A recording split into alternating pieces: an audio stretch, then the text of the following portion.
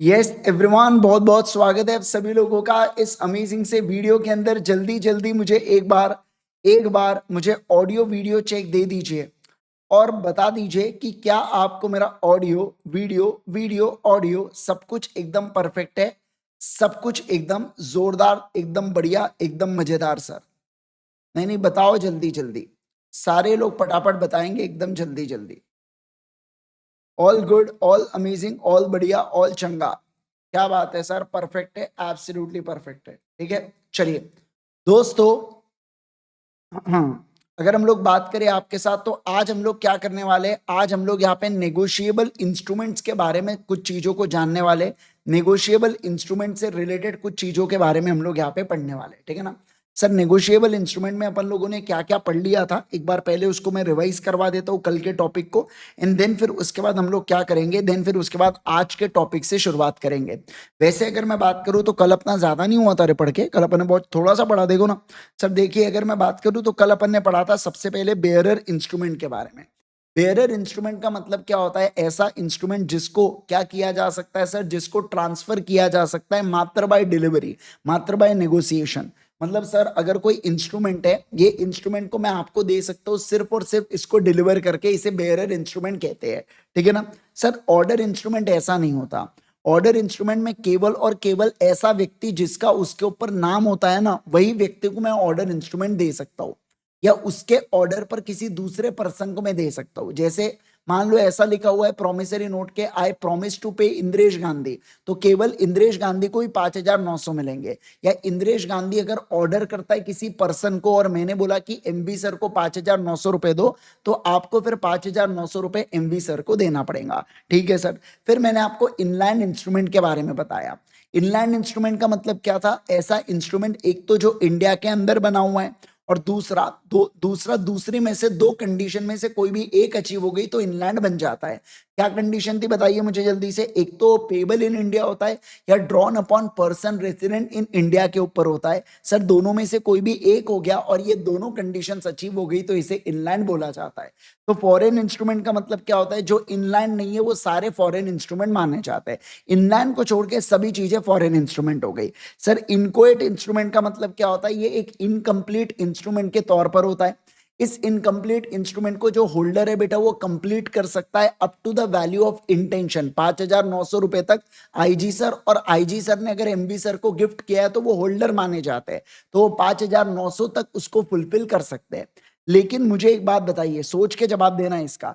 अगर कोई holder in due course है, यानी कि मैंने पीपी सर को वो प्रोमिसरी नोट दिया जिसमें स्टैंप वैल्यू 10,000 रुपए तक कवर थी, तो पीपी सर उसको 10,000 अमाउंट डाल के मुकेश अंबानी से 10,000 क्लेम कर सकते हैं। हालांकि जो एक्स्ट्रा पैसा मुकेश अंबानी ने दिया, मुकेश अंबानी किससे क्लेम कर सकता है बोलो जल्दी से, आईजी सर से, यानी कि मुझसे 10,000 रुपए क्लेम कर सकता है। इस बात का आपको ध्यान रखना पड़ेगा। क्या आप इस बात को समझे क्या? बोलो बेटा जी मुझे, क्या आप इस बात को समझे क्या? सारे लोग बताइए, जल्दी से बताइए। Yes sir. फिर देखो क्या, फिर मैंने आपको एम्बिग्यूअस इंस्ट्रूमेंट के बारे में बताया था। एम्बिग्यूअस इंस्ट्रूमेंट का मतलब क्या होता है, बड़ा ही वेग इंस्ट्रूमेंट है। हमें समझ नहीं आ रहा है कि ये प्रोमिसरी नोट है या ये बिल ऑफ एक्सचेंज है, तो हम लोग क्या करते हैं, होल्डर की चॉइस होती है। क्या होती है बोलो? होल्डर की चॉइस होती है कि उसको कौन सा इंस्ट्रूमेंट उसको मानना है। उसको क्या प्रोमिसरी नोट मानना है, तो एक काम करो, आप प्रोमिसरी नोट मान लो। अच्छा, आपको बिल ऑफ एक्सचेंज मानना है, बिल ऑफ एक्सचेंज मान लो। समझ रहे हैं क्या बात को? Yes sir. तो आपको जो इंस्ट्रूमेंट मानना है वो इंस्ट्रूमेंट मान लो, और उसके बाद आप क्या कर सकते हो, लेकिन एक बार आपने जो भी इंस्ट्रूमेंट माना, एक बार आपने जो भी इंस्ट्रूमेंट माना, तो अब आप उससे मुकर सकते हो क्या? नहीं सर, अब आप उससे मुकर नहीं सकते, ऐसा यहाँ पे बोला जा रहा है। क्या आप इसको समझे? फटाफट बताइए, जल्दी से बताइए मुझे, क्या आप इस बात को समझ गए क्या? एकदम इजी इजी, एकदम चंगा। ओके सर, परफेक्ट है। आ जाइए अब क्या, अब आज का हमारा टॉपिक है नेगोशिएशन या ट्रांसफर ऑफ नेगोशिएबल इंस्ट्रूमेंट के बारे में बात करेंगे। किसके बारे में बात करेंगे बोलो जल्दी से?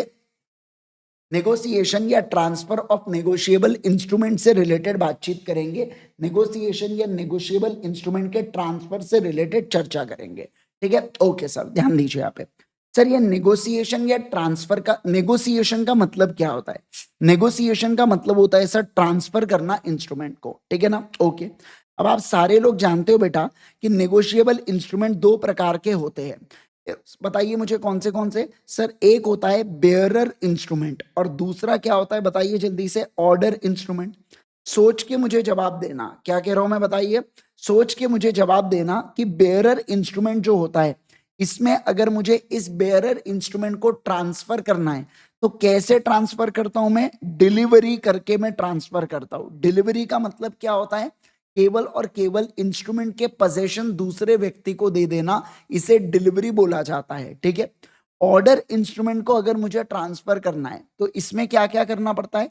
एंडोर्समेंट प्लस डिलीवरी दोनों करना पड़ता है। मानते हो कि नहीं मानते हो इस बात को? बोलिए। हाँ सर, एंडोर्समेंट एंड डिलीवरी आपको दोनों करना पड़ेगा, तब जाके आप ऑर्डर इंस्ट्रूमेंट को ट्रांसफर कर सकते हो, यानी कि दूसरे पर्सन को दे सकते हो। नेगोशिएबल इंस्ट्रूमेंट में क्या क्या आता है?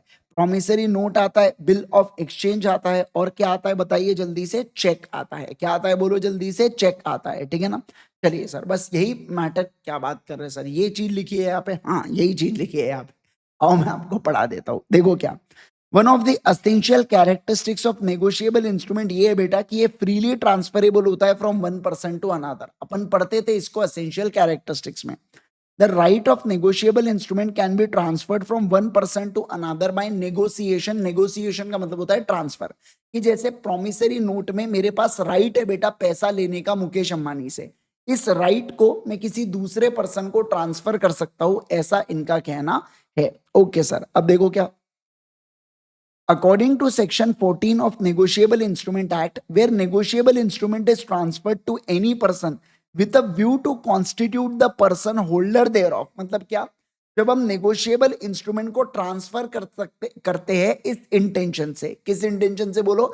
इस इंटेंशन से कि हम सामने वाले पर्सन को क्या बनाए? होल्डर बनाए। हम क्या बनाए बोलो जल्दी से? हम सामने वाले पर्सन को होल्डर बनाए, ठीक है। तो instrument is deem to have been negotiated. मतलब बोला क्या कि मेरे पास ये इंस्ट्रूमेंट है, मैं इस इंस्ट्रूमेंट को तुषार को देना चाहता हूं इस इंटेंशन से। मेरा इंटेंशन या मेरा सोचना यह है कि तुषार क्या बन जाए? इस इंस्ट्रूमेंट का ओनर बन जाए। तो मैं कहूंगा कि मैंने नेगोशिएशन किया। क्या किया बोलो? नेगोशिएशन। देखो, जनरल इंग्लिश में नेगोशिएशन का मतलब क्या होता है कि सर यहाँ पे पैसे का कम ज्यादा करना। बट वो ऐसा करते नहीं क्या? मैं अगर बात करूं, मम्मी नेगोशिएशन करती है, पैसे को कम ज्यादा करवाती है वेजिटेबल वेंडर से, है ना। उसी, लेकिन यहाँ पे इंस्ट्रूमेंट में, नेगोशिएबल इंस्ट्रूमेंट में नेगोशिएशन का मतलब क्या होता है? इंस्ट्रूमेंट को ट्रांसफर करना दूसरे पर्सन को इस इंटेंशन से कि उसके पास ओनरशिप या उसके पास प्रॉपर्टी चले जाए बेटा। ओके सर, अब देखो क्या। negotiable instrument may be negotiated either by delivery when these are payable to bearer or by endorsement and delivery when payable to order। जो मैंने आपको पढ़ाया ये वही बात है, प्लीज इसको पढ़ लो जल्दी से, इसको एक बार पढ़ डालो फटाफट। फटाफट पढ़िए बेटा मोड्स ऑफ नेगोशिएशन को, जल्दी जल्दी मोड ऑफ नेगोशिएशन को पढ़िए और बताइए डन डना डन डन।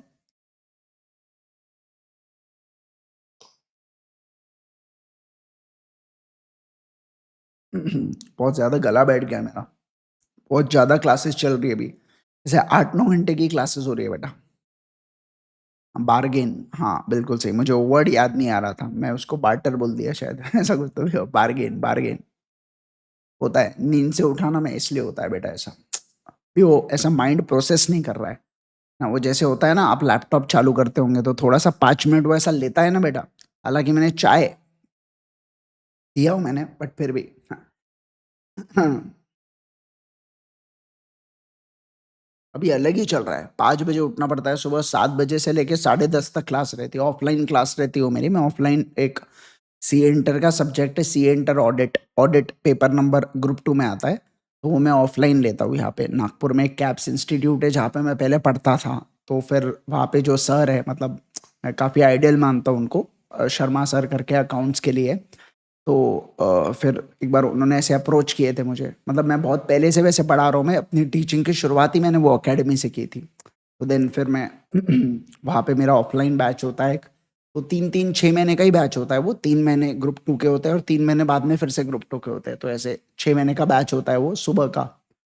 तो भी थोड़ा सा ज़्यादा चल रहा है वहाँ पे, 3-3.5 घंटे, 3-3.5 घंटे, है ना।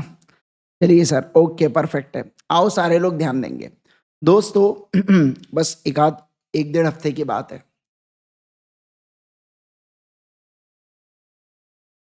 चलिए दोस्तों ध्यान देंगे, हो गया आपका ये पढ़ के बेटा?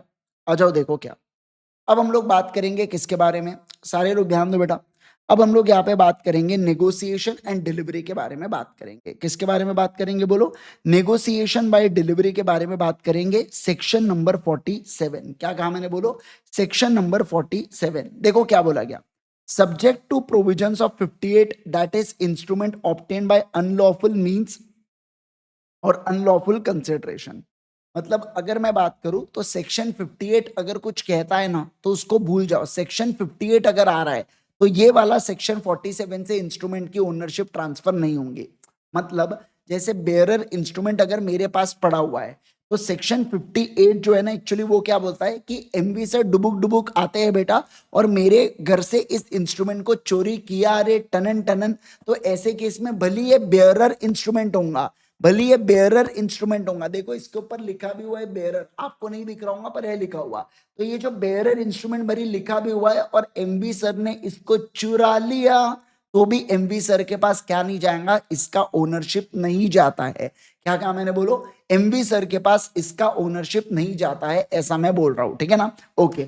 लेकिन अगर वो सेक्शन को अपन वो सेक्शन को शेटे ना, मतलब वो सेक्शन को अगर ध्यान ना दूं मैं तो क्या होगा यहाँ पे देखो। तो क्या बोल रहा है कि promissory note, bill of exchange या चेक जो पेबल होते हैं बेटा बेयरर को, इसको कैसे नेगोशिएट किया जा सकता है? मात्र डिलीवरी से।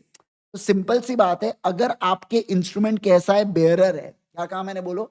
अगर जो इंस्ट्रूमेंट है ना, सुनो सुनो सुनो, अगर ये जो इंस्ट्रूमेंट है आपका, ये इंस्ट्रूमेंट अगर बेयरर है, क्या इंस्ट्रूमेंट है बोलो जल्दी से? अगर इंस्ट्रूमेंट आपका बेयरर है तो बोला जा रहा है कि कोई टेंशन की बात ही नहीं है, ये आराम से नेगोशिएट, नेगोशिएट का मतलब होता है ये आराम से ट्रांसफर किया जा सकता है। कैसे ट्रांसफर किया जा सकता है? डिलीवरी की मदद से ट्रांसफर किया जा सकता है। कैसे ट्रांसफर किया जा सकता है बोलो? डिलीवरी की मदद से ट्रांसफर किया जा सकता है, ऐसा इनका कहना है। समझे क्या? बोलो बेटा जी, क्या आप इस बात को समझे क्या मैंने क्या कहा आपके साथ? ठीक है। तो ये वही पुरानी वाले बात कह रहे हैं कि सर आप डिलीवर करके इंस्ट्रूमेंट को ट्रांसफर कर सकते हैं, बहुत अच्छी बात है। अब देखो लेकिन इसका कुछ एक्सेप्शन है, ये एक्सेप्शन पढ़ो फिर मैं आपको एकदम बढ़िया से इसको समझाऊंगा। अभी मेरे साथ एक बार रीड करो, देखो एक्सेप्शन क्या वैसे क्या कहता है। वैसे तो बेयरर इंस्ट्रूमेंट है तो बोला जा रहा है कि आप उस इंस्ट्रूमेंट को नेगोशिएट कर सकते हो सिर्फ और सिर्फ डिलीवरी की मदद से। मतलब इंस्ट्रूमेंट को आप डिलीवर कर दो, आपका काम बन जाता, ऐसा इनका कहना है। लेकिन इसका एक एक्सेप्शन है। क्या एक्सेप्शन है वो पढ़ेंगे। सर अगर कोई promissory note, bill of exchange या चेक, मतलब कोई negotiable instrument delivered on the condition that it is not to take place except in a certain event is not negotiable, is not negotiable unless that event happens. मतलब देखो क्या बोला है यहाँ पे, समझना। अब ध्यान दो मैं क्या बोल रहा हूं, अच्छे से सुनना। सर यहाँ पे क्या बोल रहा है, मुकेश अंबानी ने क्या बोला? अच्छा मुकेश अंबानी का एग्जांपल नहीं लेंगे, कंफ्यूजन हो जाएगा। जैसे देखो मैं मेरे बारे में बात करूंगा बेटा, आईजी सर, ठीक है ना? और यहाँ पे कौन है बेटा? यहाँ पे चुंगली। चुंगली कहाँ पे रहती है? चुंगली बेटा चाइना में रहती है, ठीक है ना? ओके। मैंने चुंगली से क्या बुलाए? मैंने चुंगली से गुड्स बुलाए बेटा, ठीक है ना? और मैंने चुंगली को क्या दिया? प्रॉमिसरी नोट दिया। मैंने उसको बोला कि ठीक है जो मैंने गुड्स बुलाए 1 लाख रुपए के, ये 1 लाख रुपए का ये क्या है? प्रॉमिसरी नोट मैं तुमको दे रहा हूं। क्या दे रहा हूं? 1 लाख रुपए का प्रॉमिसरी नोट दे रहा हूं, ठीक है? ओके। लेकिन मैंने चुंगली से क्या कहा समझना। मैंने चुंगली से कहा कि जब तक ये गुड्स मेरे पास, जब तक ये गुड्स क्या नहीं होते, मेरे पास नहीं आ जाते, जब तक ये जो गुड्स है, जब तक ये गुड्स मेरे पास यानी कि आईजी सर के पास नहीं आ जाते ना, तब तक ये प्रॉमिसरी नोट की ओनरशिप, तब तक ये प्रॉमिसरी नोट की ओनरशिप किसके पास नहीं होंगी? चुंगली के पास नहीं होंगी। किसके पास नहीं होंगी बोलो? प्रॉमिसरी नोट की ओनरशिप चुंगली की नहीं मान, मतलब तब तक चुंगली को ओनरशिप नहीं मिलेंगी प्रॉमिसरी नोट की, यानी कि सर वो नेगोशिएट नहीं होगा प्रॉमिसरी नोट। देखो यहाँ पे अनसर्टेनिटी अमाउंट को लेके नहीं है, यहाँ पे जो अनसर्टेनिटी बोली गई है ना वो बोला गया किसको लेके? नेगोशिएबिलिटी को लेके। तो बेसिकली इनका क्या कहना है समझो। सर अगर आपने कोई प्रॉमिसरी नोट या चेक या बिल अगर डिलीवर किया है सामने वाले चुंगली को, किसी भी पार्टी को, और आपने उसके अंदर कंडीशन डाल दिया है, कंडीशन इसके नेगोशिएशन को लेके, अमाउंट को लेके नेगोशिएशन नहीं है। क्यों? क्योंकि अमाउंट अनसर्टन नहीं हो सकता बेटा, अमाउंट का सर्टन होना जरूरी है। ये अपन ने पढ़ा था किसके अंदर, याद आ रहा है आपको, कैरेक्टरिस्टिक्स ऑफ नेगोशिएबल इंस्ट्रूमेंट के अंदर, कि अमाउंट डेफिनाइट होना चाहिए आपका। तो अमाउंट मेरा डेफिनाइट ही है, लेकिन प्रॉमिसरी नोट की ओनरशिप जाएंगी या नहीं जाएंगी, क्या कहा मैंने, बोलो, प्रॉमिसरी नोट की ओनरशिप जाएंगी या नहीं जाएंगी चुंगली के ऊपर, ये डिपेंड करता है गुड्स के आने पर, ये इस इवेंट के ऊपर डिपेंड करता है। तो जब तक ये इवेंट नहीं हो जाता तब तक प्रॉमिसरी नोट को नेगोशिएबल हम लोग नहीं मानेंगे। मतलब सर मुझे एक बात बताइए, अगर गुड्स टाइटैनिक हो गए बेटा, यानी कि अगर गुड्स डूब गए, तो ऐसे केस में प्रॉमिसरी नोट नेगोशिएट होने वाला है क्या, नहीं होने वाला है, क्या कहा मैंने, बोलो नहीं। लेकिन मुझे बताइए, अगर ये गुड्स आ जाते हैं आईजी सर के पास, तो प्रॉमिसरी नोट भी नेगोशिएबल हो जाएगा क्या, हाँ सर, प्रॉमिसरी नोट भी नेगोशिएबल। ध्यान रखना, यहाँ पे जो है बेटा नेगोशिएबिलिटी, जो नेगोशिएबल, जो ट्रांसफर ऑफ इंस्ट्रूमेंट है ना, उसको लेके अनसर्टेनिटी है, अमाउंट को लेके अनसर्टेनिटी नहीं है बेटा। फिर से, अमाउंट को लेके अनसर्टेनिटी नहीं है, नेगोशिएबिलिटी को लेके अनसर्टेनिटी है। समझे आप बात को? सारे लोग बोलो जल्दी से, क्या आप इस बात को समझे क्या? फटाफट इसको पढ़ो, फटाफट इसको पढ़ो।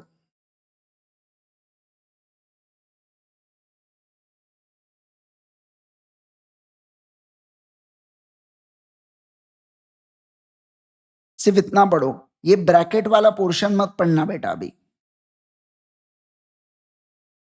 ये मैं आपको अलग से समझाऊंगा।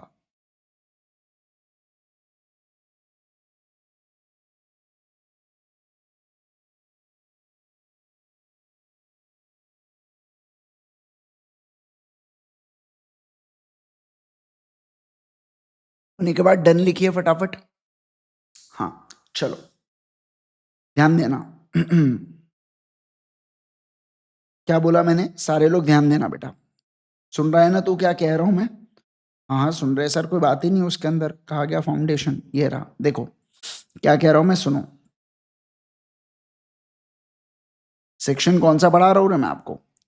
नहीं नहीं बोलो ना, कौन सा सेक्शन पढ़ा रहा हूँ मैं आपको सेक्शन पढ़ा रहा हूँ 47, ठीक है, सेक्शन 47, और खासकर उसका एक्सेप्शन मैं आपको पढ़ा रहा हूँ, ठीक है ना। ध्यान देना, यहाँ पे मैं वो एग्जाम्पल ड्रॉ कर रहा हूँ बेटा।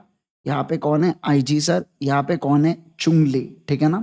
मैंने सर चुंगली को क्या दिया, नेगोशिएबल इंस्ट्रूमेंट दिया, बदले में चुंगली ने मुझे क्या भिजवाए है, गुड्स भिजवाए। तो मैं कहता हूँ गुड्स मेरे तक पहुंचे तो नेगोशिएबल इंस्ट्रूमेंट का जो ट्रांसफर है ना, वो हो जाने वाला है चुंगली को, ठीक है। अब ध्यान देना, सुनना बात को बेटा, ध्यान दो यहाँ पे। क्या सर मुझे एक बात बताइए, मतलब इसका यही अर्थ हुआ क्या कि चुंगली के पास क्या है बेटा, बताइए, चुंगली के पास बेटा ये डॉक्यूमेंट है, लेकिन चुंगली ओनर नहीं बन सकता, मतलब कि सर चुंगली उसका होल्डर नहीं बनेगा जब तक क्या नहीं होता, जब तक गुड्स आईजी सर के पास नहीं पहुंचते। जिस मोमेंट पे गुड्स आईजी सर के पास पहुंच गए, चुंगली ओनर माना जाता है, प्रॉमिसरी नोट का ये होल्डर माना जाता है, बराबर। यस, मुझे जरा एक बात बताइए, सर गुड्स पहुंचने के बेटा, और चुंगली क्या करता है बेटा, चुंगली समझना बात को, हिंगपी, क्या कहा मैंने, बोलो, हिंगपी, हिंगपी से क्या करता है, हिंगपी को ट्रांसफर कर देता है बेटा, क्या ये नेगोशिएबल इंस्ट्रूमेंट, गिफ्ट कर देता है उसको, क्या कर देता है, गिफ्ट कर देता है। मैं आपसे पूछना चाहता हूं, क्या ये हिंगपी, ये जो हिंगपी है बेटा, क्या मैं कहूंगा कि ये जो प्रॉमिसरी नोट है या नेगोशिएबल इंस्ट्रूमेंट है, ये ट्रांसफर हो गया या ये नेगोशिएबल हो गया, या हिंगपी के पास क्या इसकी ओनरशिप आ गई क्या? नहीं सर, इसके पास नहीं आती है, ध्यान रखना। क्या कहा मैंने, बोलो, नहीं सर इसके पास नहीं आती है, इस बात का ध्यान रखना। क्यों? क्योंकि इसे गिफ्ट दिया गया है। जब भी गिफ्ट दिया जाता है तो दूसरा पर्सन होल्डर बनता है, और जब भी कोई पर्सन होल्डर बनता है तो उसके पास उतने ही राइट्स होते हैं जितना उसके पहले वाले ओनर के पास होता है। याद करना, एमवी सर को जब गिफ्ट दिया था तो वो 5,900 रुपए ही मुकेश अंबानी से रिकवर कर सकते थे।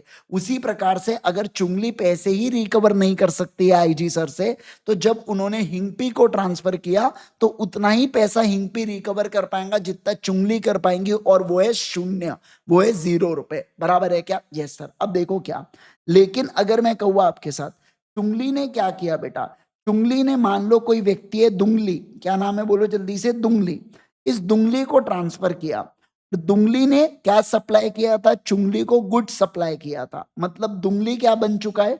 होल्डर इन ड्यू कोर्स बन चुका है। क्या बन चुका है? बोलो, होल्डर इन ड्यू कोर्स। तो मुझे बताइए, क्या ये जो नेगोशिएबल इंस्ट्रूमेंट दुंगली के पास गया है, दुंगली क्या ओनर माना जाएगा क्या? हाँ, दुंगली ओनर माना जाता है। होल्डर इन ड्यू कोर्स की यही तो खास बात होती है बेटा। क्या कहा मैंने? बोलो, होल्डर इन ड्यू कोर्स की यही तो खास बात होती है कि वो पूरे पुराने पाप धो डालता है, पूरे के पूरे पुराने पाप धो डालता है। वो ध्यान रखना, बस एक बात ध्यान रखना, दुंगली को ये जो ट्रांजैक्शन है ना, मतलब ये जो कंडीशन है, इस कंडीशन के बारे में दुंगली को पता नहीं होना चाहिए। क्या कहा मैंने? बोलो, इस कंडीशन के बारे में दुंगली को पता नहीं होना चाहिए, और वो होल्डर इन ड्यू कोर्स रहा तो उसे ट्रांसफर हो जाता है। उसे क्या ट्रांसफर हो जाता है? बोलो, उसे सर ये ओनरशिप ट्रांसफर हो जाती है। डन डना डन डन। देखो क्या बोला यहाँ पे, ये नॉट नेगोशिएबल लेकिन एक्सेप्ट, एक्सेप्ट मतलब नेगोशिएबल होगा, ट्रांसफर होगा कब? जब होल्डर, देखो यहाँ पे, जब वो hands of holder for value without notice, मतलब होल्डर फॉर वैल्यू मतलब होल्डर इन ड्यू कोर्स हो गया है ना, और उसको अगर नोटिस नहीं है, मतलब उसको कंडीशन के बारे में नहीं पता है, तब मैं कहूंगा कि हाँ सर यहाँ पे नेगोशिएशन सही हो गया। मतलब holder in due course 1 lakh रुपए वसूल कर पाएगा आईजी सर से, भली अभी तक गुड्स नहीं पहुंचे हो चाइना से। क्या कहा मैंने? बोलो, भली यहाँ पे। और सीधी सी बात है, मुझे एक बात बताइए यहाँ पे कि मुझसे पैसा जब मांगेगा बेटा कौन? दुंगली मुझसे 1 लाख रुपए मांगेगा, मैंने प्रॉमिसरी नोट। तो मान लो अगर गुड्स टाइटैनिक हो गए होंगे तो मैं 1 लाख रुपए किससे मांगूंगा? फिर मैं चुंगली से मांगूंगा। सीधी सी बात है, मैं किससे मांगूंगा? चुंगली से मांगूंगा। अगर गुड्स टाइटैनिक हो गए होंगे तो के बारे में मैं बात कर, समझे क्या आप बात को? इतू सा पॉइंट है वो, लेकिन कितना जबरदस्त एनालिसिस अपना हुआ है, देखे क्या आप बात को? अरे आप समझे क्या बात को? सेक्शन नंबर 47 बताइए मुझे जल्दी से, है ना? Yes sir. तो मैंने क्या कहा? मैंने ये कहा कि दुंगली को तो अब क्योंकि उसके पास नेगोशिएबल इंस्ट्रूमेंट का ओनर बन जाती है वो, तो ऐसे केस में मुझसे पैसे मांग पाएंगे। क्या मांग पाएंगे? बोलो, मुझसे पैसे वो मांग पाएंगे। लेकिन अब समझो बात को, लेकिन अब समझो, मैं वो पैसे किससे मांग लूंगा? मैं वो पैसे चुंगली से वापस मांग लूंगा। डन डना डन डन। आगे बढ़ू मैं? सारे लोग फटाफट बताइए मुझे, क्या मैं आगे बढ़ू? Yes sir. अब देखो क्या बोला जा रहा है सर, नेगोशिएशन बाय इंडोर्समेंट। देखो क्या, subject to section 48 promissory note, bill of exchange या चेक जो पेबल होता है ऑर्डर के द्वारा, तो सर आप इंडोर्समेंट एंड डिलीवरी से नेगोशिएबल इंस्ट्रूमेंट को क्या करते हो? बताइए, नेगोशिएट करते हो।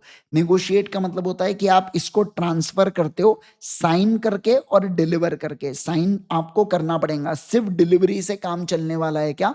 नहीं सर, नहीं चलने वाला है। समझे क्या आप बात को? Yes sir. चलो मैं आपको एक बार वो सम अप करके दूं क्या, ऊपर डुंगली चुंगली वाला सब कुछ? देखो क्या मैं कह रहा हूँ, सुनो, है ना, एकदम इजी। चलो मैं आपको बताता हूँ, ध्यान दो सर। यहाँ पे कौन है? आईजी सर, ठीक है ना? ओके।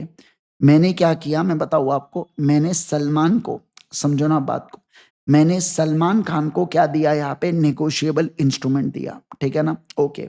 लेकिन मैंने सलमान खान से क्या कहा कि जब तक, सुनो बात को, ये नेगोशिएबल इंस्ट्रूमेंट क्या दे रहा हूं मैं, जब तक तुम ये नहीं बनाते दोबारा टाइगर, दोबारा, या तुम जब तक मूवी नहीं बनाते, क्या कौन सी मूवी? टाइगर मर गया करके, है ना? कौन सी मूवी बताइए? टाइगर मर गया। तो अगर जब तक ये तुम मूवी नहीं बनाते ना, तब तक इस नेगोशिएबल इंस्ट्रूमेंट की ओनरशिप, क्या कहा मैंने? बोलो, नेगोशिएबल इंस्ट्रूमेंट की ओनरशिप सलमान की नहीं होंगी करके। बराबर है? Okay sir. अब देखो क्या, अब सलमान क्या करता है बेटा, इस नेगोशिएबल इंस्ट्रूमेंट को गिफ्ट कर देता है। किसको? इसको गिफ्ट कर देता है ऐश्वर्या को, ठीक है ना? ऐश्वर्या को गिफ्ट कर देता है, ठीक है? ओके। अब समझो बात को, ये क्या किया है? गिफ्ट क्या है? पुराना प्यार भुलाए नहीं भूलता। तो ऐसे केस में अभी भी टाइगर मरा नहीं है बेटा, समझना, अभी भी टाइगर मर गया मूवी नहीं बनी है। तो ऐश्वर्या क्या इस नेगोशिएबल इंस्ट्रूमेंट को मुझसे क्लेम कर पाएंगे क्या? जरा बताइए। नहीं सर, नहीं क्लेम कर सकती। मैंने क्या कहा? नहीं सर, क्लेम नहीं किया जा सकता। ठीक है, ओके सर। अब देखो क्या, अब मान लो यहाँ पे फॉर एग्जाम्पल, यहाँ पे क्या हुआ बेटा, ये जो तुषार है ना, ये तुषार ने प्रेम रतन धन पायो मूवी देखी। तुषार ने सलमान खान से कहा मैं प्रेम रतन धन पायो मूवी देखूंगा। सलमान खान ने कहा ये मूवी देखने के लिए मैं तुम्हें गिफ्ट दूंगा, और वो गिफ्ट क्या है? नेगोशिएबल इंस्ट्रूमेंट का गिफ्ट है। क्या है? बोलो, नेगोशिएबल इंस्ट्रूमेंट का गिफ्ट है। मतलब तुषार क्या हुआ? होल्डर इन ड्यू कोर्स हुआ। उसको फॉर कंसिडरेशन, आप समझ रहे बात को, फॉर कंसिडरेशन तुषार को नेगोशिएबल इंस्ट्रूमेंट मिल रहा है। तुषार को ये नेगोशिएबल इंस्ट्रूमेंट की कंडीशन नहीं पता थी टाइगर मर गया वाली, इसके बारे में नहीं पता था, आइडिया नहीं था तुषार को, ठीक है, तो मैं कहूंगा आपके साथ, तुषार क्या इस प्रॉमिसरी नोट को एनफोर्स कर सकता है क्या? हाँ सर, कर सकता है। लेकिन मुझे बताइए, अगर तुषार को टाइगर मर गया वाले कंडीशन के बारे में पता होता, तुषार क्या आईजी सर से एनफोर्स कर पाता क्या? नहीं सर, तुषार अब आईजी सर से एनफोर्स नहीं कर पाता। समझ रहे हैं क्या आप बात को? Yes sir. क्या आप इस बात को समझ, बोलो बोलो बोलो मुझे जल्दी से, क्या आप इस बात को समझे क्या? मतलब भोलेपन से अगर होल्डर इन ड्यू कोर्स काम करता है तो वो एनफोर्स कर सकता है, लेकिन जिस समय तुम्हारा भोलापन गया, किस्सा खत्म। मैंने क्या कहा बताइए मुझे जल्दी से? किस्सा खत्म। डन डना डन डन बोल दो, सारे लोग बोलो डन डना डन डन।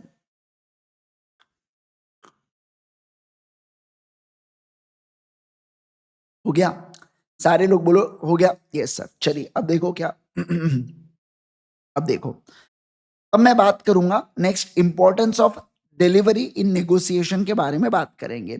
याद है अपन सोगा करके कंसेप्ट पढ़ते थे बेटा, सोगा के अंदर डिलीवरी का 3 प्रकार की डिलीवरीज होती है, actual delivery, constructive delivery, symbolic delivery.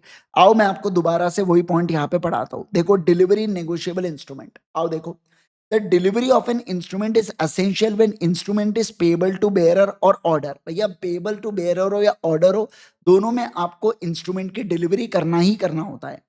Delivery must be voluntary and object of delivery should to pass the property of instrument from person to whom it is delivered। मतलब अगर मान लो फॉर एग्जांपल, मैं अगर आपको for example ये phone का जो stand है, मैं अगर ये आपको डिलीवर कर रहा हूं बेटा, मैं क्या कर रहा हूं, ये आपको डिलीवर कर रहा हूं, तो ऐसे केस में पर्पस यही होना चाहिए कि मैं आपको क्या करना चाहता हूं, ओनरशिप ट्रांसफर करना चाहता हूं। प्रॉपर्टी का मतलब होता है ओनरशिप। क्या मतलब होता है बोलो जल्दी से? प्रॉपर्टी का मतलब होता है ओनरशिप, मैं आपको ट्रांसफर करना चाहता हूं, ठीक है ना? Yes sir. अब डिलीवरी कैन बी एक्चुअल या कंस्ट्रक्टिव। क्या कहा मैंने बोलो? सर जो डिलीवरी है ना, ये एक्चुअल या कंस्ट्रक्टिव कोई भी हो सकती है। क्या कहा मैंने बोलो? डिलीवरी एक्चुअल या कंस्ट्रक्टिव कोई भी हो सकती है, ठीक है, ओके सर। अब ये एक्चुअल या कंस्ट्रक्टिव का मतलब क्या होगा? जैसे सुनो, मैं अगर मान लो अंश मेरे से ये गुड्स खरीद रहा है, तो मैंने अंश को ही इसको फिजिकली हैंड ओवर किया, तो इसे एक्चुअल डिलीवरी बोला जाता है। लेकिन मान लो अंश के यहाँ पे कोई नौकर काम करता है, वो आता है मेरे पास और मैं उसको ये गुड्स देता हूं, तो इसे बोला जाता है कंस्ट्रक्टिव डिलीवरी। मतलब कि एक्चुअली सामने वाले पर्सन को नहीं देना, उसके बिहाफ में किसी दूसरे पर्सन को डिलीवर करना इंस्ट्रूमेंट को, उसे बोला जाता है कंस्ट्रक्टिव डिलीवरी। क्या बोला जाता है बोलो? Constructive delivery. देखो एक्चुअल डिलीवरी कब होता है? जब इंस्ट्रूमेंट मैं फिजिकली हैंड ओवर करता हूं। लेकिन कंस्ट्रक्टिव डिलीवरी कब होता है?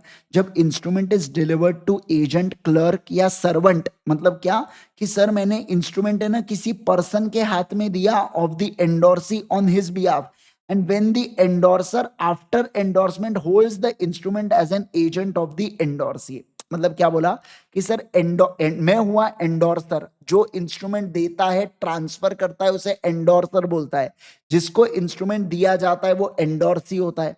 तो समझो, आपके बिहाफ में अगर मैं किसी आपके किसी नौकर को या क्लर्क को या आपके बिहाफ में किसी दूसरे पर्सन को ये मैं इंस्ट्रूमेंट देता हूं, इसे कंस्ट्रक्टिव डिलीवरी कहते हैं। लेकिन मैं अगर इंस्ट्रूमेंट डायरेक्ट आपको देता हूं, तो इसे क्या बोला जाता है बोलो? सर इसे बोला जाता है एक्चुअल डिलीवरी। क्या बोला जाता है बोलो?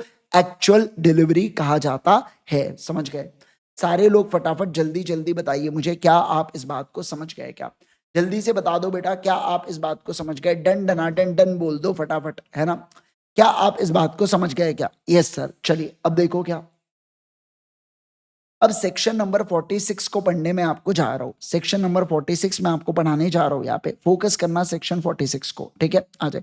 अच्छा ये है ना, एग्जाम में कई बार पूछा जाता है इसके ऊपर सवाल, आप ध्यान रखना, है ना? इसके ऊपर सवाल कई बार पूछा जाता है। सुनो बात को, मैं एक सवाल पूछना चाहता हूं आपसे। सर सुनो, मैंने एक प्रोमिसरी नोट बनाया बेटा। ये प्रोमिसरी नोट कैसा था? बेरर प्रोमिसरी नोट था। मैंने इसको क्या किया, मैंने इसको आधा टुकड़े में काटा, आधा टुकड़े में काटा। और मैंने क्या किया सुनो, मैंने इस आधे टुकड़े को, हाफ टुकड़े को किसको भेज दिया? प्रियंका को भेज दिया। मुझे एक बात बताइए, क्या ये आधे टुकड़े से प्रियंका को ओनरशिप मिलती है? मुझे बताइए, क्या आधे टुकड़े से क्या ये नेगोशिएबल हुआ, ऐसा मैं मानूंगा क्या? सारे लोग बताएंगे क्या ये आधे टुकड़े से नेगोशिएबल हुआ, ऐसा मैं मानूंगा क्या? नहीं सर ऐसा नहीं मानेंगे, क्योंकि डिलीवरी हुआ यही नहीं माना जाता है। डिलीवरी कब होगा, जब पूरा इंस्ट्रूमेंट जब मैं देता हूं ना सामने वाले व्यक्ति को, तब डिलीवरी माना जाता है। अगर मैं आधा इंस्ट्रूमेंट दे रहा हूं तो कैसे डिलीवरी माना जाएगा, तो आधा इंस्ट्रूमेंट काट के देना। आप ये नहीं बोल सकते कि अरे इंस्ट्रूमेंट ट्रांसफर हो गया चलिए, मतलब समझे आप बात को। मतलब आईजी सर क्या बोल सकते हैं, आईजी सर खुला बोल सकते हैं यहाँ पे प्रियंका को कि मैंने इंस्ट्रूमेंट ट्रांसफर ही नहीं किया। मतलब प्रियंका के पास नो राइट, क्या कहा मैंने, बोलो, प्रियंका के पास नो राइट। जब तक मैं पूरा इंस्ट्रूमेंट प्रियंका को नहीं देता तब तक प्रियंका का कोई अधिकार नहीं बनता है इंस्ट्रूमेंट को मांगने का। समझे? सारे लोग बोलो जल्दी से, मुझे बात को समझे क्या, है ना? यस सर, चलो ओके दोस्तों, ध्यान देना यहाँ पे। इसके ऊपर एक ऐसा सवाल भी है आपके क्वेश्चन बैंक के ऊपर, क्वेश्चन बैंक के अंदर, ठीक है? आओ सर देखो क्या, सुनो। अब मैं सेक्शन नंबर 46 को यहाँ पे पढ़ाने जा रहा हूं मैं, ठीक है? सेक्शन नंबर 46 क्या कहता है, देखो यहाँ पे सेक्शन नंबर 46 के बारे में बात करो। बहुत ज्यादा सिंपल, बहुत ही एकदम एकदम ही सिंपल सिंपल। देखो क्या कह रहा है सेक्शन नंबर 46। आओ फोकस करना सारे के सारे लोग, ठीक है? देखो यहाँ पे section 46 also lays down that when an instrument is conditionally or for special purpose only, the property in it does not pass to transferee even though it is endorsed to him unless instrument is negotiated in holder in due course। देखो क्या बोला गया यहाँ पे, section 46 ये देखो ना, section 46 ये भी बोलता है कि जब आपने इंस्ट्रूमेंट को ऑन द कंडीशन दिया था, याद है आपको सलमान खान वाला टाइगर मर गया बनाओगे तो मैं ये इंस्ट्रूमेंट दूंगा, तो क्या बोला गया, ऑन कंडीशन।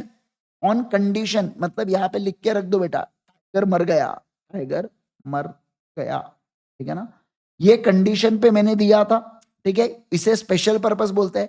तो प्रॉपर्टी पास नहीं होती कब, जब तक वो, समझ रहे आप बात को, जब तक वो कंडीशन अचीव नहीं हुआ या जब तक उसको होल्डर इन ड्यू कोर्स को नहीं दिया गया, तब तक बेटा वो इंस्ट्रूमेंट नेगोशिएट नहीं माना जाता। मतलब वो इंस्ट्रूमेंट का पैसा सलमान खान या कोई और व्यक्ति तभी ले पाएगा जब एक तो सलमान खान ने टाइगर मर गया मूवी बना दिया, या दूसरा कोई होल्डर इन ड्यू कोर्स हो गया। जैसे अपने केस में तुषार शायद होल्डर इन ड्यू कोर्स था, आई थिंक सो, है ना? तुषार था ना होल्डर इन ड्यू कोर्स, हाँ Tushar holder in due course बना था, बराबर है ना? Yes sir. देखो क्या द कॉन्ट्रैक्ट क्या बोल रहा है यहाँ पे, the contract on negotiable instrument until delivery remains incomplete and revocable। So contract on negotiable instrument until delivery remains revocable। The delivery is essential not only at the time of negotiation but also at the time of making a drawing negotiable instrument। The rights in the instrument are not transferred to the endorsee unless the endorsement the same has been delivered। अच्छा, the person makes endorsement of instrument but before the same could be delivered to endorsee, endorser dies, तो legal representative of deceased person cannot negotiate same by mere delivery thereof। देखो क्या बोला है यहाँ पे, ये वाले पॉइंट को दोबारा से पढ़ेंगे, अच्छे से ध्यान देना। ये किसको लेके बात कर रहा है कि अगर मान लो ऐसा हुआ बेटा, सुनो कैसा हुआ, मिस्टर ए ने एक प्रोमिसरी नोट बनाया, ठीक है ना? लेकिन इसको डिलीवर करने से पहले, बी को देने से पहले ही मिस्टर ए कहीं दूर चला गया। समझ रहे आप बात को, यानी कि बादलों में फना हो गया। तो इनका कहना है कि जो लीगल रिप्रेजेंटेटिव ऑफ ए होंगे, क्या वो सीधा प्रोमिसरी नोट उठा के बी को दे के नेगोशिएबल हो जाएगा क्या? तो लॉ ने कहा नहीं, ये सही नहीं है।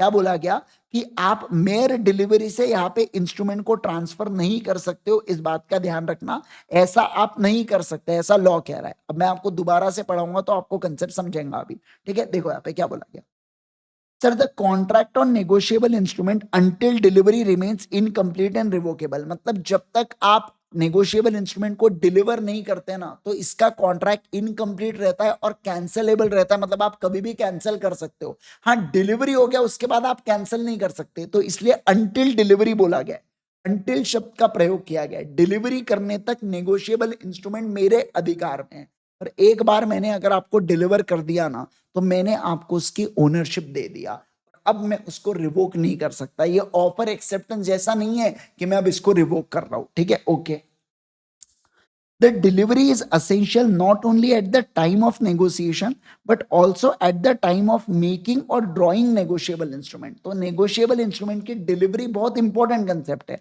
आपको करना ही करना पड़ता, तब जाके इंस्ट्रूमेंट की ओनरशिप ट्रांसफर होती है, ठीक है?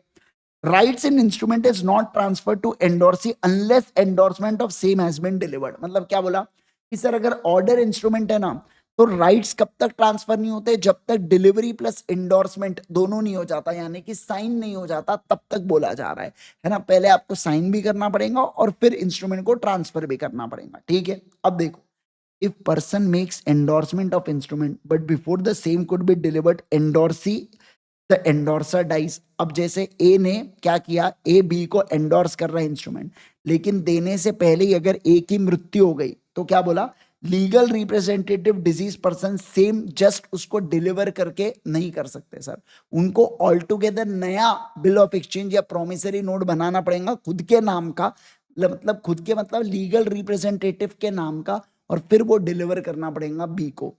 मतलब सर आप ये कह रहे हो कि ए ने अगर प्रोमिसरी नोट बनाया और बी को अब तक नहीं दिया है तो लीगल रिप्रेजेंटेटिव ऑफ ए आएंगे, ये न्यू प्रोमिसरी नोट बनाएंगे और इनको तब देना होगा बी को, तब ये क्या माना जाएगा, तब ये वैलिड माना जाएगा। सर ये पुराना पुराना पुराना डिलीवर नहीं कर सकते, ऐसा इनका कहना है। समझ रहे क्या बात को? क्यों? क्योंकि पुराना वाला जो व्यक्ति है बेटा वो ही नहीं रहा, तो वो इंस्ट्रूमेंट आप कैसे करोगे आप डिलीवर, ऐसा इनका कहना है। समझ गए क्या? बोलो बोलो बोलो मुझे जल्दी से, क्या आप इस बात को समझ गए क्या? फटाफट बताइए, क्विकली बताइए, जल्दी से बताइए, है ना। चलो आगे बढ़ू मैं, फटाफट बताइए, जल्दी से बोलो मुझे, क्या मैं आगे बढ़ू क्या?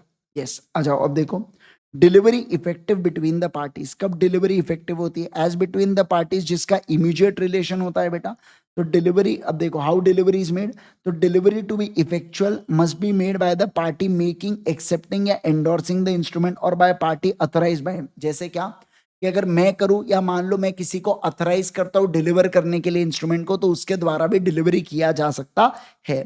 लेकिन सर जो पार्टीज या holder of, as between the parties and any holder of instrument other than holder in due course, मतलब सर एक पार्टी से दूसरे होल्डर को कैसे जाता है, it may be shown that instrument was delivered conditionally और for a special purpose only and not for the purpose of transporting absolute property there. मतलब ये बोल रहा है कि सर हमने कंडीशनल ट्रांसफर किया था। क्या किया था बोलो? टाइगर मर गया है वाला कंडीशनल ट्रांसफर अगर आप शो करते हो तो वैसे केस में ओनरशिप तभी ट्रांसफर होंगी जब कंडीशन अचीव हुई वाली है, तब यहाँ पे ट्रांसफर होंगी, ऐसा इनका कहना है। बेटा ऊपर वाले केस में नो कंडीशन और नीचे वाले केस में विद कंडीशन है। मैंने क्या कहा? ऊपर वाले केस में नो कंडीशन है, ये नो कंडीशन, इसलिए बोला कि सिर्फ ट्रांसफर करने से काम बन जाएगा। तो यहाँ पे क्या है बेटा? ये कंडीशनल है। सारे लोग बोलो राजा ये क्या है? ये कंडीशनल है। समझ गए क्या? बोलो क्विकली मुझे, क्या आप इस बात को समझ गए क्या? अब मुझे आपको डिसऑनर ऑफ वाला चेक वाला पढ़ाना है पॉइंट, ये इंपॉर्टेंट है। अभी जो मैंने पढ़ा है वो इंपॉर्टेंट नहीं है, आप इसको काट भी सकते हो, कोई प्रॉब्लम नहीं है, यहाँ पे ऐसा कैंसिल भी कर सकते हो, वो वही बात है जो पुराना वाला अपन ने पढ़ा था। ठीक है, ओके सर। चलो आगे बढ़ू मैं, फटाफट बताइए। अब इसको मार्क कर दो बेटा, जहर बहुत ज्यादा इंपॉर्टेंट, वेरी वेरी इंपॉर्टेंट। क्या कहा मैंने? बोलो, इसको मार्क कर दो, very very important, very very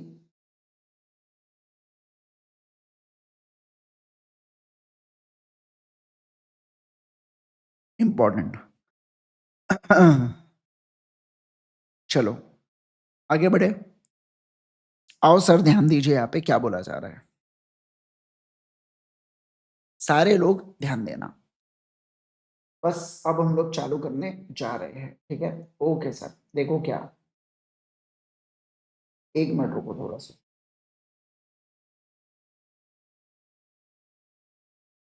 हाँ,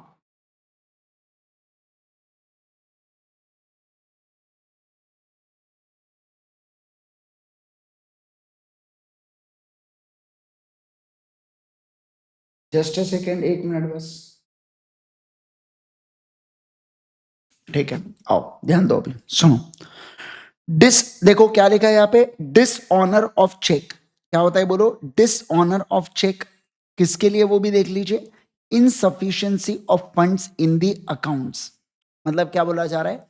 आपने एक कंसेप्ट, आपने एक नाम सुना है क्या? बाउंस, बाउंस चेक बाउंस हो गया करके। मैं नहीं जानता आपने कभी घर पे ऐसा मम्मी पापा के मुंह से कभी ऐसा सुना है क्या कि चेक बाउंस हो गया? चेक क्या हो गया बोलो जल्दी से? बाउंस हो गया।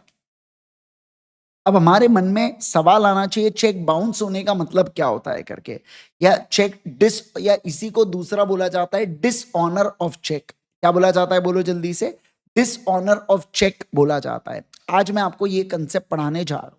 देखो बेटा, क्या सुनो एकदम बढ़िया से। ये कौन है, आई जी सर, ये कौन है, मुकेश अंबानी। मुकेश अंबानी ने मुझे क्या दिया, मुकेश अंबानी ने मुझे चेक दिया। मैंने ये चेक किसको दिया, अपने बैंक को दिया। बैंक जाती है और मुकेश अंबानी के एसबीआई बैंक से पैसे को डिमांड करती है। कितना, 5,900 रुपए। लेकिन मुकेश अंबानी के अकाउंट में केवल और केवल 5,000 रुपए थे बेटा। बाकी सारे पैसे खर्च हो गए। क्यों, क्योंकि अनंत अंबानी की शादी चल रही थी। या मुकेश अंबानी ने बैंक से ओवरड्राफ्ट फैसिलिटी भी ली थी ना, तो भी वो मिला के भी 5,200 रुपए ही हो रहे थे। मतलब क्या, कि एक तो मुकेश अंबानी ने पैसा अवेलेबल नहीं करवाया, या बैंक ने जो फैसिलिटी दी उसको भी वो यूज नहीं कर पा रहे हैं। सीधी सी बात यह है कि टंकी में पानी नहीं है और मुझे क्या चाहिए, और मुझे ज्यादा पानी निकालना है। टंकी में बेटा मान लीजिए आधा बाल्टी ही पानी है और मुझे 1 बाल्टी पानी चाहिए।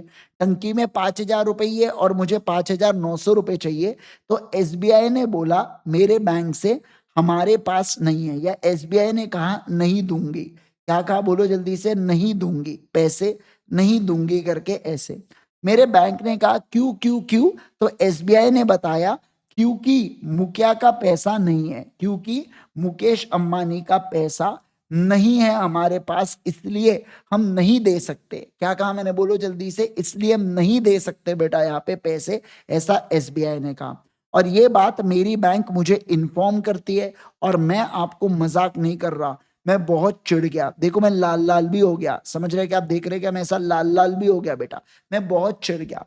मैंने कहा मुकेश ये क्या लगा रखा है करके, हाँ मतलब मैं, मतलब ये चल क्या रहा है करके, हो क्या रहा है, समझ रहे आप बात को। आप मुझे चेक दो और उसके बाद आप बाउंस कर दो वो चेक को, समझ रहे आप बात को, उसके बाद आप बाउंस कर दो चेक को, मतलब ऐसी तुम्हारी इतनी हिम्मत।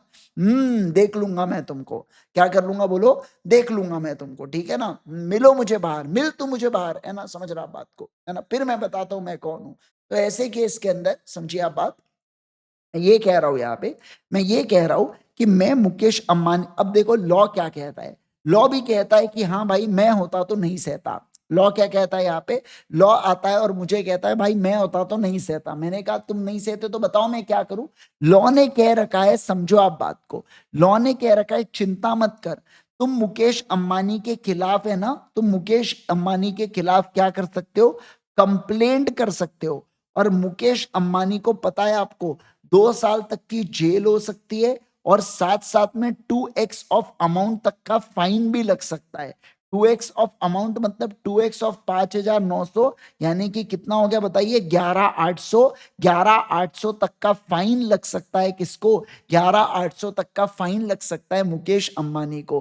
किसको, बोलो जल्दी से मुझे, 11,800 का, बोलो बोलो बोलो जल्दी से, 11,800 का यहाँ पे फाइन लग सकता है मुकेश अंबानी को। समझे क्या आप बात को, सारे लोग फटाफट बताइए मुझे, है ना, यस सर। तो मैंने ये कहा कि जब कोई व्यक्ति बेटा चेक देता है किसी पर्सन को, और वो भी किसके अगेंस्ट, किसी कंसिडरेशन के अगेंस्ट।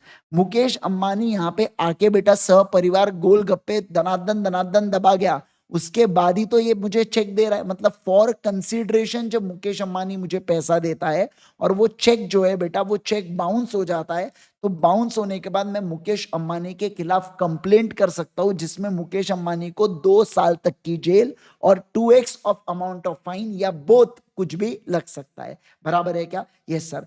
मतलब मुझे एक बात बताओ सर, मुकेश अंबानी अगर चैरिटी में पैसा देता, चैरिटी में पैसा देता और वो चेक बाउंस होता, मैंने क्या कहा, मुकेश अंबानी अगर चैरिटी में पैसा देता और अगर वो चेक बाउंस होता, तो ऐसे केस के अंदर क्या मैं क्लेम कर सकता हूं, क्या नहीं सर, फिर मैं क्लेम नहीं कर सकता, क्योंकि पैसा कैसे मिला है मुझे, चैरिटी में मिला है। सर आप क्लेम तभी कर सकते हो बेटा जब क्या हो, जब वो कोई डिस्चार्ज ऑफ डेट के लिए हो। क्या हो बोलो, डिस्चार्ज ऑफ डेट के लिए हो, या कोई कंसिडरेशन पेबल हो ना, केवल और केवल तब आप ये 138 का क्लेम कर सकते हो। मतलब मुकेश अंबानी फुकट का पैसा, चैरिटी का पैसा, वॉलेंट्री पैसा गिफ्ट मेरे बर्थडे पे देके जा रहा होता तो मैं उसको क्लेम नहीं कर सकता। मैं क्लेम केवल और केवल तब कर पाऊंगा जब कोई ना कोई डेट या कंसिडरेशन का पैसा मुझे मिल रहा है, तब मैं यहां पे बोल रहा हूं। समझे क्या आप बात को? फटाफट बताइए, जल्दी से बताइए मुझे, क्या आप इस बात को समझ रहे हैं क्या? है ना? Yes sir. देखो मैं अब आपको रीड कराऊंगा। Dishonour of cheque, where any cheque drawn by a person on the account maintain by him with a banker, यानी कि मुकेश अंबानी ने चेक को ड्रॉ किया और किसके ऊपर? वो भी एसबीआई के ऊपर। तो देखो, for the payment of any amount, अपने केस में अमाउंट कितना था बेटा? 5,900 रुपए था। To another person, another person कौन था? आईजी सर, यहाँ पे अनादर पर्सन थे। और किसके लिए किया? सबसे इंपॉर्टेंट बात यह है, ये किया है बेटा for discharge of any whole और एनी पार्ट ऑफ डेट या लाइबिलिटी। मतलब कोई ना कोई लाइबिलिटी के पार्ट को डिस्चार्ज करने के, क्या कहा मैंने? बोलो, कोई ना कोई लाइबिलिटी के पार्ट को डिस्चार्ज करने के लिए पैसा दिया गया। ठीक है ना? मतलब देखो क्या, cheque given as a gift और डोनेशन और एज अ सिक्योरिटी या डिस्चार्ज ऑफ मॉरल ऑब्लिगेशन या इलीगल कंसिडरेशन इसके अंदर नहीं आता। मान लो मुकेश अंबानी ने क्या बोला, मुकेश अंबानी ने क्या बोला, मान लो किसी का मर्डर करवाने के लिए इन्होंने चेक दिया होता बड़ा भाई को, तो ऐसे केस में वो डिसऑनर हुआ तो वो भाई नहीं बोल सकता अरे मर्डर के लिए पैसा दिया देखो लेकिन चेक बाउंस हो गया। नहीं नहीं नहीं सर, ध्यान रखना, डेट या लाइबिलिटी होनी चाहिए और लॉफुल लाइबिलिटी होनी चाहिए, अनलॉफुल या इलीगल लाइबिलिटी नहीं होनी चाहिए, ऐसा इनका कहना है। ओके, अब देखो क्या, अब बोला जा रहा है is return by the bank unpaid. क्यों? क्यों अनपेड हुआ? क्योंकि अमाउंट जो क्रेडिट में पड़ा था ना वो इनसफिशिएंट था। मुकेश अंबानी के अकाउंट में केवल 5,000 था, चेक 5,900 का था, या बैंक ने जो अरेंज करके रखा था ना, अरेंज मैंने 5,200 ही किया था और चेक 5,900 का था। ठीक है, तो ऐसे केस में मुकेश, मैं ये कहूंगा कि मुकेश अंबानी ने ऑफेंस कमिट किया है और उसको पनिश होंगी बेटा, जेल होंगी उसको 2 साल तक की, या उसको फाइन लगाया जाएगा 2x ऑफ द अमाउंट, या बोथ हो सकता है। ठीक है, एक बार प्लीज फटाफट फटाफट इतने पोर्शन को आप जल्दी से पढ़ेंगे, फिर उसके बाद मैं आपको आगे बढ़ूंगा। ठीक है, फटाफट रीड कीजिए और डन लिख दीजिएगा होने के बाद।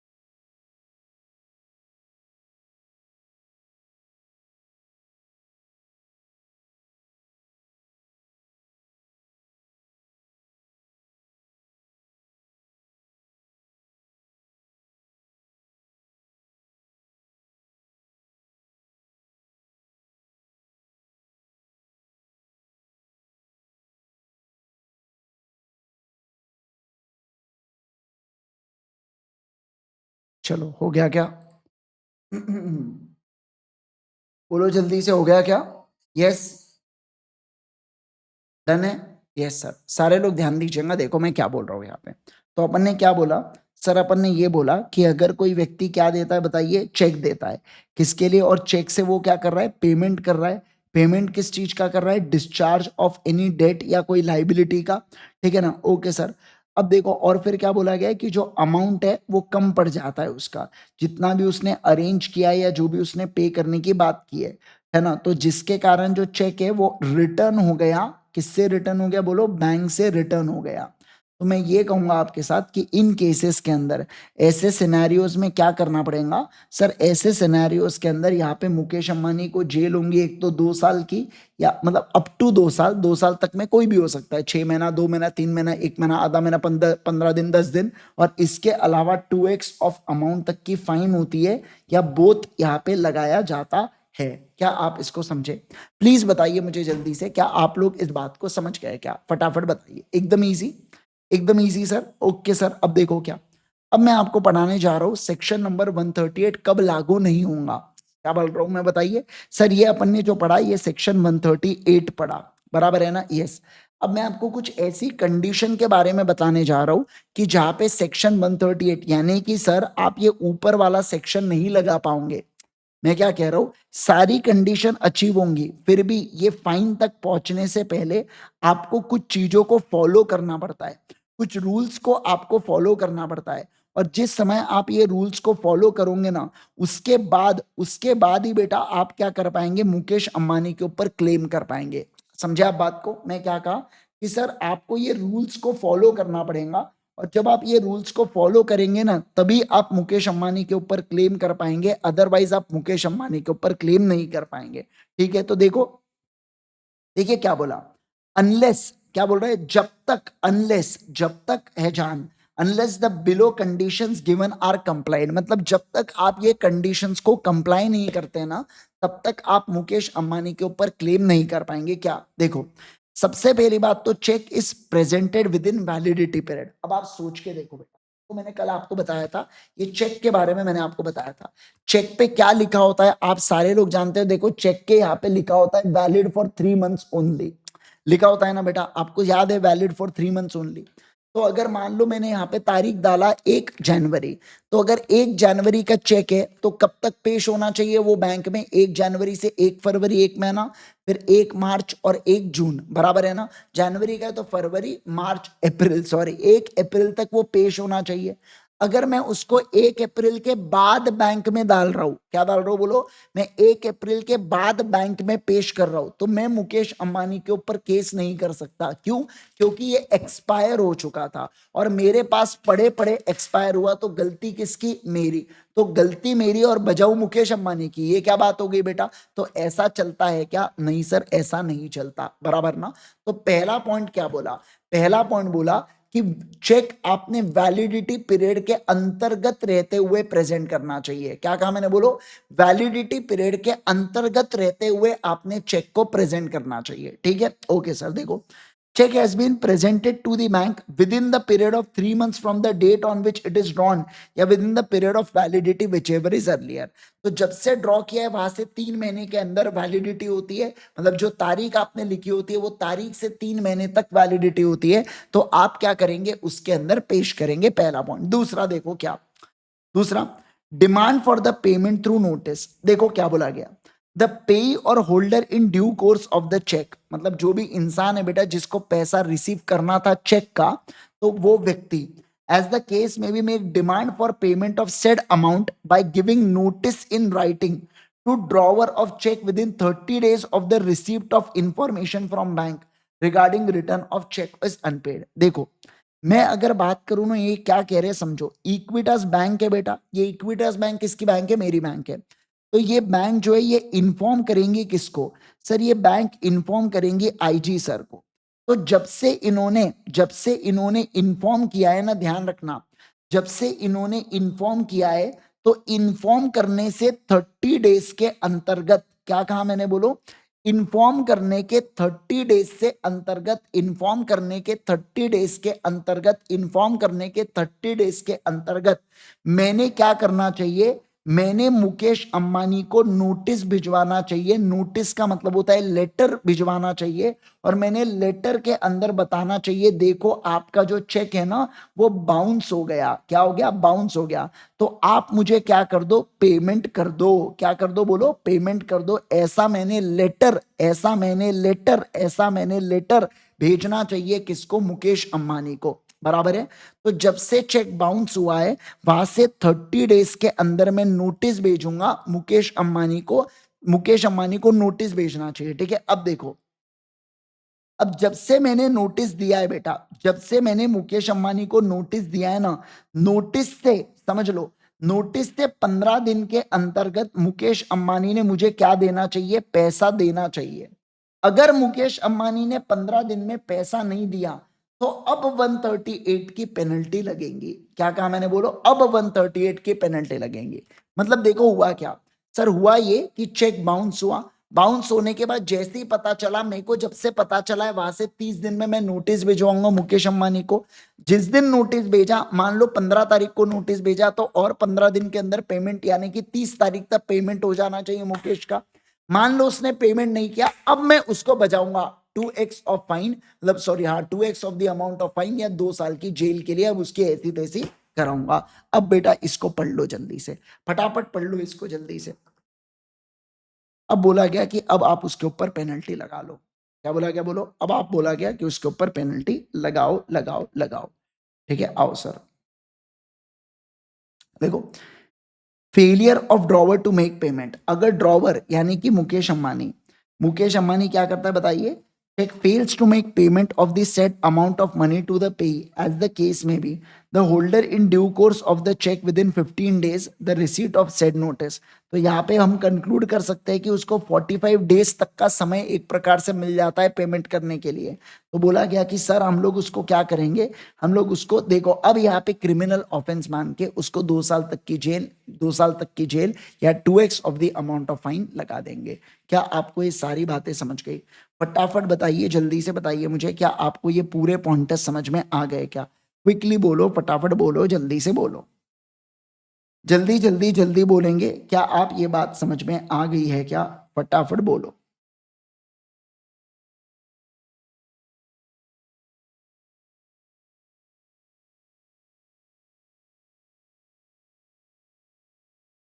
एकदम easy.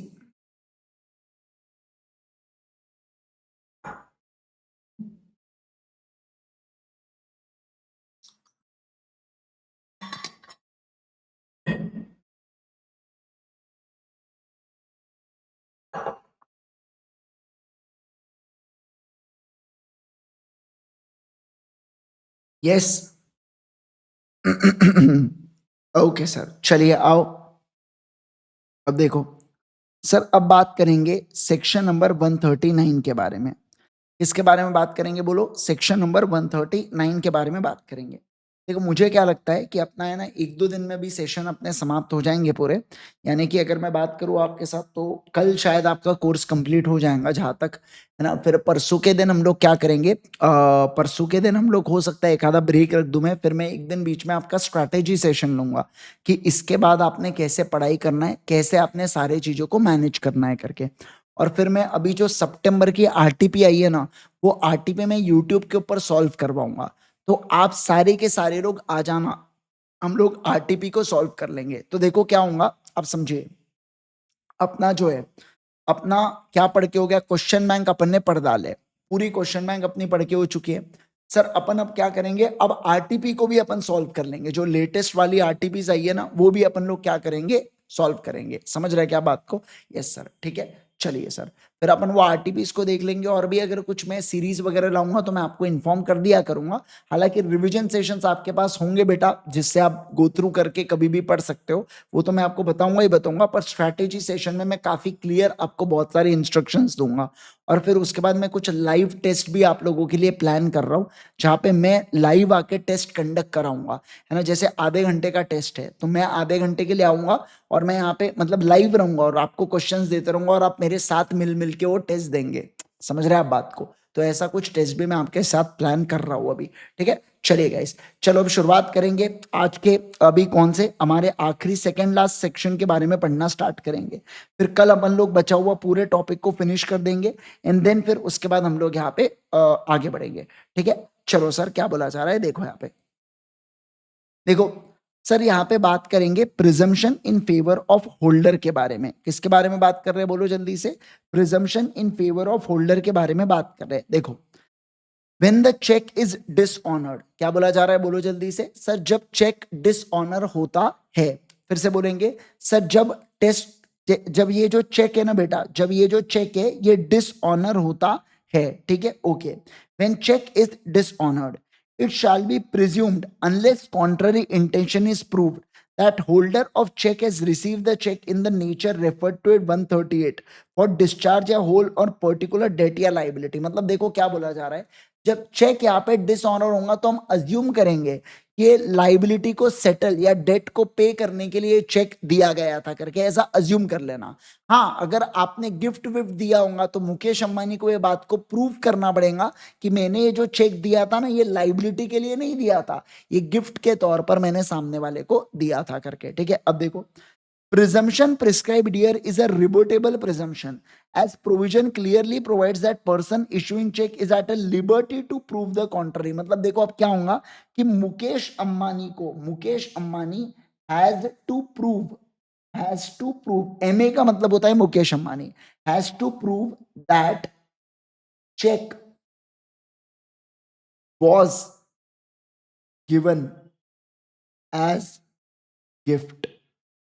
gift or other than discharge of debt। मतलब हम लोग अज्यूम क्या करेंगे, हम लोग अज्यूम ये करेंगे बेटा कि जो चेक दिया गया था वो किसके लिए दिया था, बोलो जल्दी से। सर जो चेक दिया था वो दिया था डिस्चार्ज ऑफ डेट के लिए, ऐसा नॉर्मल अजम्पशन, मतलब प्राइमा फेस अजम्पशन आप ये मान लेना। लेकिन हाँ, अगर किसी दूसरे चीज के लिए दिया होगा तो ये मुकेश अंबानी को प्रूव करना पड़ेगा, ठीक है, okay sir. The effect of this presumption is to place the evidential burden on the accused। मतलब हम लोग यहाँ पे बेसिकली मुकेश अंबानी के ऊपर बर्डन डाल रहे हैं कि तुम प्रूफ करो, तुमने डिसऑनर किया ना, तुम प्रूफ करके बताओ कि दूसरे चीजों के लिए किया था करके, ठीक है, ओके। अब देखो, defence which may not be allowed in the prosecution under section 138। मतलब क्या सर, ये बातें मुकेश अंबानी अपने बचाव में नहीं बोल सकता। क्या नहीं बोल सकता, देखो, it shall not be defense in the prosecution of offense under section 138 that drawer had no reason to believe that he issued the check, that check has been dishonored on the presentment for the reason stated in that section। मतलब मैं बताऊं आपको, मतलब basically क्या बोला कि मुकेश अंबानी, यहाँ पे मुकेश अंबानी भोला नहीं बन सकता। क्या नहीं बन सकता, बोलो, भोला नहीं बन सकता, भोला नहीं बन सकता। मतलब मुकेश अंबानी बोल नहीं सकता मुझे तो पता ही नहीं था, मुझे तो पता नहीं था कि बैलेंस नहीं है, कि बैलेंस नहीं है, मुझे तो पता ही नहीं था कि बैलेंस नहीं है, ऐसा मुकेश अंबानी नहीं बोल सकता। आप समझे क्या बात को, मतलब ऐसा भोला नहीं बन सकता मुकेश अंबानी, ऐसा यहाँ पे बोला जा रहा है कि आपको मौका नहीं मिलेगा भोला बनने का। आप ये नहीं बोल सकते आपको आइडिया ही नहीं था कि अरे ऐसे कैसे चेक बाउंस हो गया, ओ मुझे तो पता ही नहीं था करके, ऐसी सब हरकतें आप करोगे क्या? नहीं सर, ऐसी हरकतें मत करियो। क्या बोला यहाँ पे, बोलो ऐसी हरकतें मत करियो, ठीक है सर। चलो आ जाओ, अब हम लोग बात करेंगे प्रेजेंटेशन ऑफ इंस्ट्रूमेंट को लेके बात करेंगे। किसको लेके बात करेंगे, बोलो, प्रेजेंटेशन ऑफ इंस्ट्रूमेंट को लेके बात करेंगे, ठीक है। थोड़ा सा 10-15 मिनट, 10 मिनट और मैं सेशन को चलाऊंगा। छोटे छोटे सेक्शन से बेटा, अभी आप देखो ना, ये देखो छोटे छोटे 2-2 लाइनर वाले सेक्शन है, तो एग्जाम के पॉइंट ऑफ व्यू से इतने इंपॉर्टेंट नहीं है, बट इन्होंने दे के रखे तो अपन सारे सेक्शन को समझते हैं और बहुत इजी इजी है, इतने सिंपल सिंपल है, आप बोलोगे क्या चल रहा है करके, है ना, एकदम इजी इजी है कुछ कुछ सेक्शन से। आइए बेटा, इसको पढ़ेंगे, पहले कुछ जानेंगे कुछ चीजों के बारे में, एंड देन फिर उसके बाद मैं सेशन को समाप्त कर दूंगा, ठीक है। एक ही पेज पढ़ाऊंगा, यही वाला आज ये पहला पेज ही पढ़ाऊंगा आपको, ठीक है। फिर ये वाला जो है ये मैं आपको कल से पढ़ाऊंगा, आपको यहाँ वाला जो पॉइंट है ना ये कल से पढ़ेंगे, ठीक है। आओ सारे लोग ध्यान दो, प्रेजेंटेशन ऑफ इंस्ट्रूमेंट। सर ये प्रेजेंटेशन ऑफ इंस्ट्रूमेंट का मतलब क्या होता है, सुनो, देखो आप सारे लोग देर ध्यान दो बेटा स्क्रीन के ऊपर। मुकेश अंबानी ने प्रोमिसरी नोट दिया है किसको, आईजी सर को, ठीक है ना। अब आईजी सर ने वो किसको दे दिया, मान लो एमवी सर या पीपी सर को दे दिया, तो जब ड्यू डेट आएंगी ना, तो ड्यू डेट आएंगी तो एमवी सर या पीपी सर को ये इंस्ट्रूमेंट को मुकेश अंबानी के पास लेके जाना होगा, या अगर आईजी सर के पास इंस्ट्रूमेंट होगा तो आईजी सर को मुकेश अंबानी के पास लेके जाना होगा इंस्ट्रूमेंट को। और फिर बोलेंगे मुकेश अंबानी को कि अब क्या करो, अब आप हमें पैसा दो। क्या दो बोलो जल्दी से, अब आप हमें पैसा दो करके ऐसा बोलेंगे अपन मुकेश अंबानी को। तो ये जो ड्यू डेट के ऊपर, मैंने क्या कहा, जब ड्यू डेट के समय जो होल्डर होता है वो नेगोशिएबल इंस्ट्रूमेंट को लेके जाता है किसके पास, जिस व्यक्ति से उसको पैसा लेना है उसके पास अगर लेके जाता है, तो ऐसे केस के अंदर सभी लोग बताइए, ऐसे केस के अंदर क्या माना जाता है सर, ऐसे केस इसे प्रेजेंटेशन बोलते हैं। क्या बोलते हैं बोलो सर, इसे हम लोग प्रेजेंटेशन का नाम देते हैं। तो प्रेजेंटेशन का बहुत ही सिंपल सा अर्थ क्या होता है, प्रेजेंटेशन का अर्थ होता है कि ड्यू डेट के ऊपर इंस्ट्रूमेंट को प्रेजेंट करना सामने वाले व्यक्ति को, ताकि वो व्यक्ति हमको क्या दे दे, वो व्यक्ति हमको पैसा दे दे। बोलो क्या दे दे, पैसा दे दे। वो व्यक्ति हमको क्या दे दे, पैसा दे दे, ऐसा यहाँ पे बोला जा रहा है। क्या आप समझे? सारे लोग फटाफट बताएंगे मुझे, क्या आप इस बात को समझे क्या? तो मैंने क्या कहा, मैंने बहुत ही सिंपल सी बात कहा आप लोगों के साथ। मैंने ये कहा कि ड्यू डेट के ऊपर जब मैं इंस्ट्रूमेंट को प्रेजेंट करता हूं, इसको जो जो भी व्यक्ति ने इंस्ट्रूमेंट को दिया था, ताकि वो व्यक्ति मुझे पैसा दे दे, तो इसे प्रेजेंटेशन कहा जाता है, प्रेजेंटेशन ऑफ इंस्ट्रूमेंट कहा जाता है। और ये जो सेक्शन है बेटा, ये प्रेजेंटेशन से रिलेटेड ही बातचीत करते हैं। ठीक है, देखो क्या बोला जा रहा है, सुनो। यहां पे ये बात कर रहा है बिल ऑफ एक्सचेंज के बारे में, सेक्शन 61, प्रेजेंटमेंट फॉर एक्सेप्टेंस। ठीक है, देखो क्या बोल रहा है सर, ये बात कर रहा है यहाँ पे, सुनो सुनो सुनो, ध्यान दो। यहाँ पे ये बात कर रहा है कि bill of exchange payable after site. बात किया है बिल ऑफ एक्सचेंज को लेके, किसको लेके बात किया है बोलो जल्दी से, बिल ऑफ एक्सचेंज को लेके बातचीत किया है। तो सर अगर बिल ऑफ एक्सचेंज है जो पेबल है आफ्टर साइट, आफ्टर साइट का मतलब क्या होता है, जैसे देखो ये मान लो बिल ऑफ एक्सचेंज है, आपने प्रेजेंट किया, मुझे प्रेजेंट किया, तो मैं इसको देखूंगा, मैंने देखा, देखने को साइट बोला जाता है। देखने को क्या बोलते हैं बोलो, साइट बोला जाता है। तो सर ये जो बिल ऑफ एक्सचेंज है, इसका पेमेंट कब देगा मुकेश अंबानी, जब आप उसको दिखाओगे, मतलब कि जब आप उसको ऐसा दिखाओगे ना, देख मुकेश बिल ऑफ एक्सचेंज को, तो ये साइट करने के बाद वो उसको पे करने वाला है। ठीक है, और ये कहानी किसकी चल रही है, बिल ऑफ एक्सचेंज की। तो सर अगर कोई बिल ऑफ एक्सचेंज है जो पेबल आफ्टर साइट है, तो देखो मस्ट इफ नो टाइम या प्लेस डिसाइडेड फॉर प्रेजेंटमेंट, आपका कोई टाइम या प्लेस डिसाइड नहीं हुआ है, तो ये आपने प्रेजेंट करना चाहिए ड्रॉई को। ड्रॉई का मतलब होता है जिसने एक्सेप्ट किया था बिल ऑफ एक्सचेंज को, यानी कि Mukesh Ambani, for acceptance. If he can reasonable search be found by a person entitled to demand acceptance within reasonable time after drawn and in the business hours of the day। तो देखो क्या बोला sir, अगर sir bill of exchange है payable after site, तो आप उसको present करो बेटा रीजनेबल टाइम के अंतर्गत। जैसे ड्यू डेट 1 तारीख है, तो अगले 5-6 दिन में आप प्रेजेंट कर दो उसको। और बिजनेस आवर्स में करना, रात में 12 बजे मुकेश अंबानी के घर का दरवाजा खटखटाए, दरवाजा खोल, बोले खोल दरवाजा, मुझे प्रेजेंट करना है, ऐसा नहीं। बिजनेस आवर्स में प्रेजेंट करना, सुबह 9 बजे से लेके शाम में 7 बजे तक ही प्रेजेंट करना। कभी भी किसी के घर में घुस जा रहे प्रेजेंट करने के लिए, ऐसा मत करना। समझ रहे आप बात को, ऐसा मत करना, ऐसा इनका कहना है। अच्छा, और आपने ना टाइम या प्लेस कुछ डिसाइड नहीं करके रखा है, तो बोला क्या बिजनेस आवर्स में प्रेजेंट कर दो, और जहां वो मिल जाए वहां प्रेजेंट कर दो। मुकेश अंबानी कहां मिलेगा, रिलायंस के ऑफिस में, तो आप रिलायंस ऑफिस में उसको क्या करो, रिलायंस ऑफिस में आप उसको प्रेजेंट करो। ठीक है, ओके सर। देखो अब क्या, इन डिफॉल्ट ऑफ प्रेजेंटेशन, मतलब सर ये प्रेजेंट मतलब मैं प्रेजेंट करने में डिफॉल्ट कर गया। मैं क्या कर गया, मैं देखो मुकेश अंबानी ने पहले ही बोला था पेबल होगा आफ्टर साइट। मैं अब आफ्टर साइट के लिए मुझे जाना पड़ेगा ना उसको दिखाने के लिए बिल ऑफ एक्सचेंज को, बराबर है ना, मुझे जाना पड़ेगा बेटा।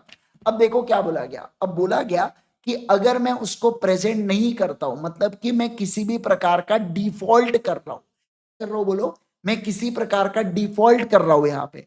ठीक है, no party thereto is liable to the person making such default if drawee cannot after reasonable search be found. अच्छा देखो, तो क्या बोला सर, अगर मैंने प्रेजेंटेशन से डिफॉल्ट किया ना, तो मुकेश अंबानी जिम्मेवार नहीं होगा, मेरी गलती मानी जाएंगी, क्योंकि मुकेश अंबानी ने पहले ही बोला था कि तू जब बिल को दिखाएगा तो मैं पैसा दूंगा। अब मैं अगर गया ही नहीं उसके पास, तो मुझे बताइए मुकेश अंबानी की गलती है क्या? नहीं। तो इसलिए बोला मुकेश अंबानी नॉट लायबल। हाँ, लेकिन मैंने मुकेश अंबानी को बहुत ढूंढा बेटा, पर वो मुझे मिल ही नहीं रहा है। आप समझे क्या बात को, जहां वो यूजुअली होता है एंटीला में, रिलायंस के ऑफिस में, वो मुझे वहां मिल ही नहीं रहा है बेटा। उसको इटली जाना है, उसको शिप में बेटा, वो अभी प्री बर्थडे बर्थडे बोल रहा हूँ, वो प्री वेडिंग बैश ही करना है उनका। तो ऐसे केस के अंदर वो मुझे नहीं मिला, तो मैं इसे कहूंगा कि बिल डिसऑनर मान लिया जाता है। क्या मान लिया जाता है बोलो?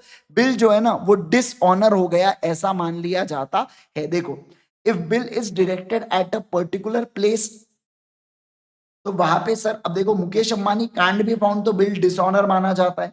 सर मुकेश अंबानी ने प्लेस बोला था एंटीला आ जाना, मैं गया पर वहां पे वो नहीं मिला। या मुकेश अंबानी ने बोला था कि एक काम करना मनाली आ जाना, वहां बिल को एक्सेप्ट कर लूंगा, मनाली गया पर मुकेश अंबानी मुझे नहीं मिला।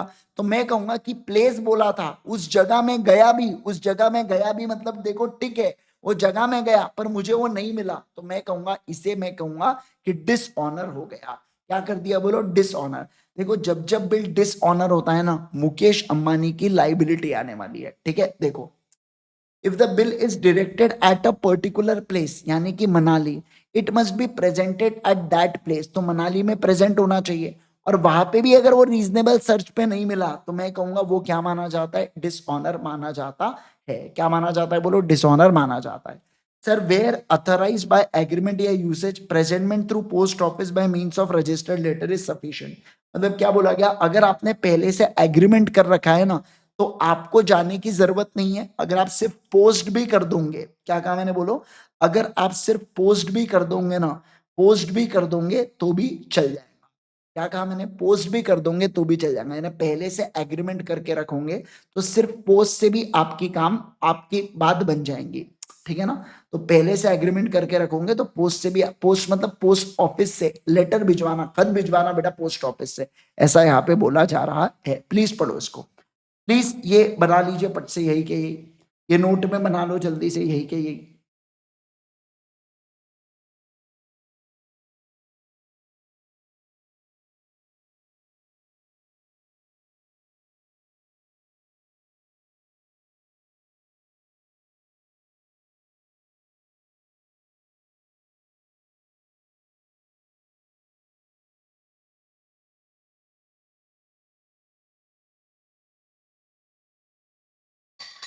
हो गया? देखो फिर से रिपीट कर दूंगा। सर ये बिल ऑफ एक्सचेंज के बारे में बात हो रहा है, आपने बोला था कि पे करूंगा आफ्टर साइट, मैंने प्रेजेंट किया रीजनेबल टाइम में और बिजनेस आवर्स में प्रेजेंट करना चाहिए अगर टाइम या प्लेस डिसाइडेड नहीं है तो। सर देखो प्रेजेंटेशन में डिफॉल्ट हुआ, मुकेश अंबानी ड्रॉई लायबल नहीं होता है।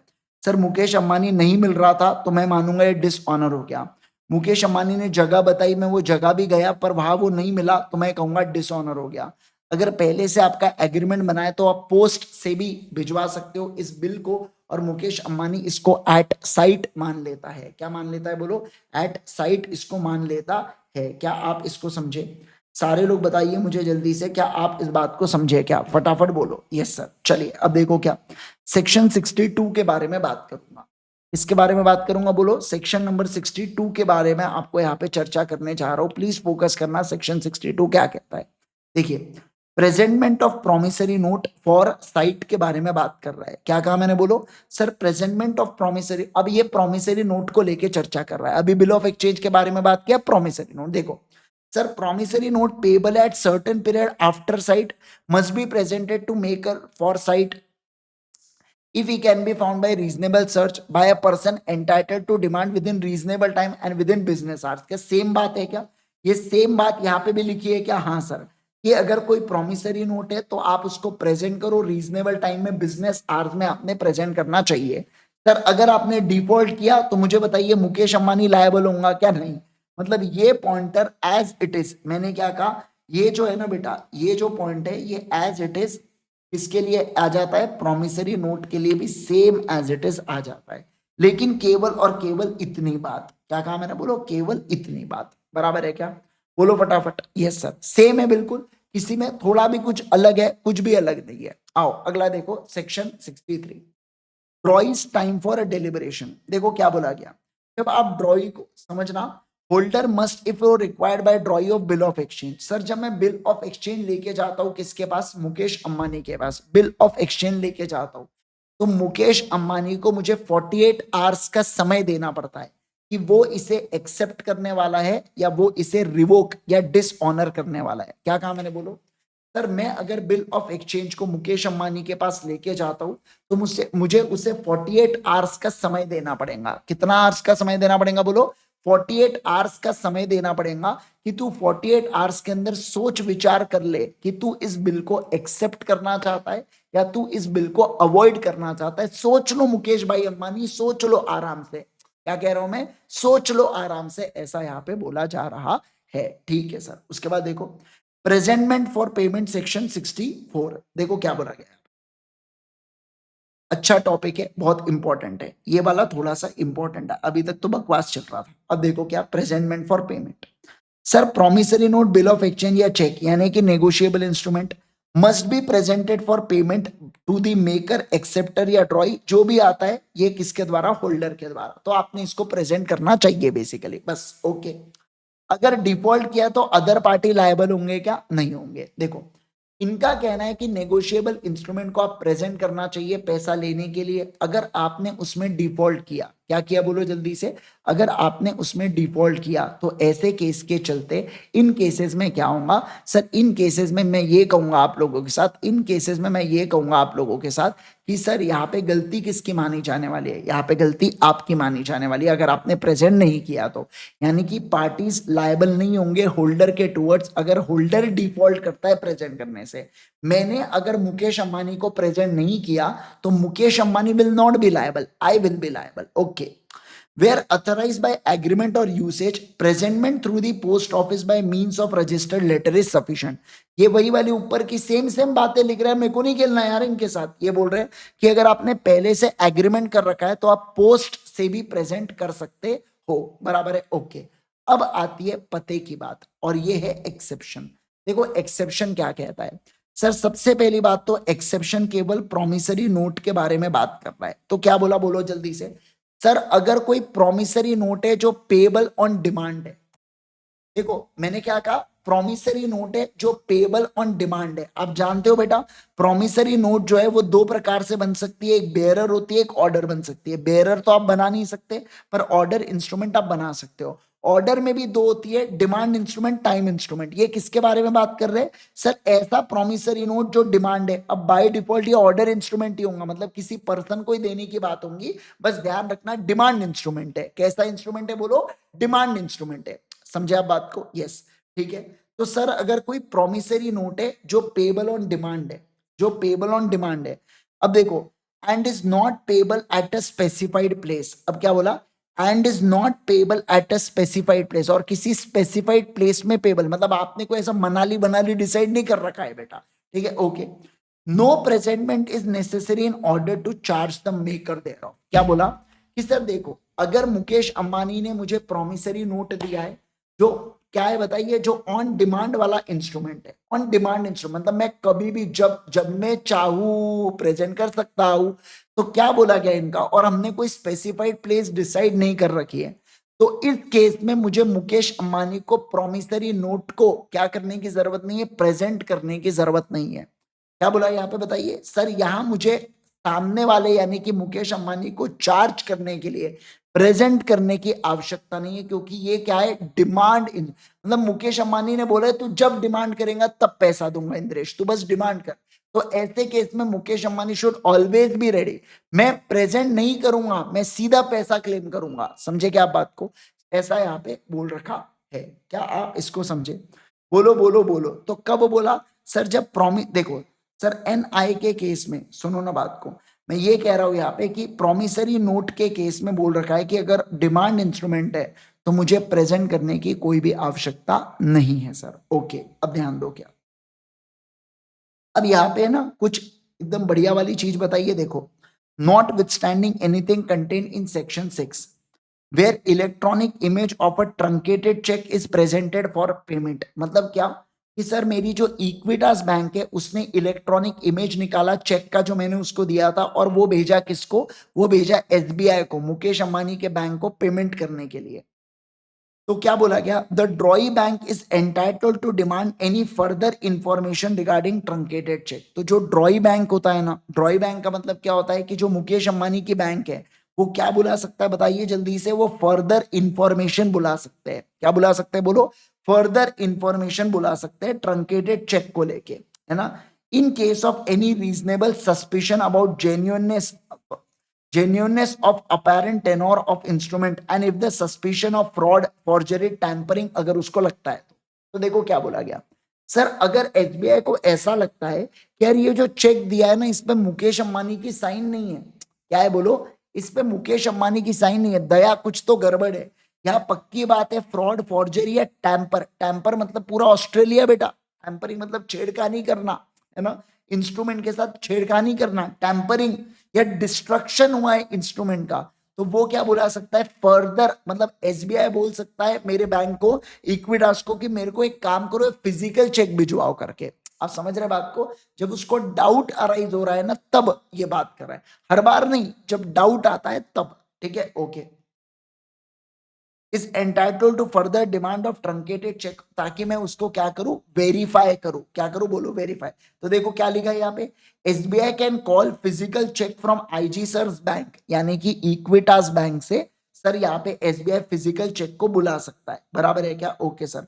provided that truncated checks so demand by the drawing bank shall be retained if the payment is made accordingly। तो बोला जा रहा है यहाँ पे कि सर ये जो चेक है ना, इसलिए याद है आपको, अपन ने पढ़ा भी था कि ट्रंकेटेड चेक को दो लोग बेटा खत्म कर सकते हैं, कौन खत्म कर सकते हैं बताइए मुझे जल्दी से, एक तो एसबीआई और दूसरा आईजी सर के बैंक, दोनों बैंक उसको खत्म कर सकते हैं, बराबर है क्या, यस सर। चलो क्या आप इस बात को समझे, सारे लोग फटाफट बताइए, जल्दी से बताइए मुझे, क्या आप इस बात को समझ गए क्या, बोलो बोलो बोलो, फटाफट जल्दी से बताइए मुझे, क्या आप इस बात को समझे, यस सर। ये अलग हटके थोड़ा पॉइंट है कि सर आप ऐसा मत समझना कि डिलेड पेमेंट या डिसऑनर मत समझ लेना इसको, एसबीआई चाहे तो फिजिकल चेक बुला सकता है आईजी सर की बैंक से, ऐसा यहाँ पे है। क्या आपने लिखा क्या, मुझे बताइए जल्दी से, क्या आपने ये सारे चीजों को लिखा क्या, फटाफट बता दो जल्दी जल्दी, बोलो बोलो बोलो बेटो, बोलो ना बेटा जी बोलो। चलो अब हम लोग क्या करेंगे, अब हम यहाँ पे समझो समझो समझो सर, अब खत्म करने का डाउट कैसे आएगा बेटा, अब उसने पेमेंट भी तो कर दिया ना, समझो ना, अब तो पेमेंट भी कर दिया, जब तक पेमेंट नहीं होता तब तक खत्म नहीं करते चेक को, ध्यान रखना, ठीक है ना, ओके सर। अब हम लोग यहाँ से कंटिन्यू करेंगे कल के क्लास में, कल के क्लास में इस चैप्टर को पूरा पूरा फिनिश ऑफ करवा दूंगा मैं आपको, एंड देन फिर उसके बाद हम लोग क्या करेंगे, फिर इसके क्वेश्चन एंड आंसर्स का सेशन मैं आपके साथ शेयर करवा दूंगा, ठीक है ओके सर। यहाँ पे हो जाता है फिर अपना कौन सा, फिर यहाँ पे नेगोशिएबल इंस्ट्रूमेंट भी खत्म, और नेगोशिएबल भी खत्म हो गया तो फिर अपन लोग कहेंगे भैया अपना सीए फाउंडेशन का सिलेबस हो जाता है पूरी तरीके से फिनिश, है ना, यस सर। चलिए आज के लिए करेंगे केवल और केवल इतना, मिलता हूं मैं नेक्स्ट सेशन में, till then bye bye, take care.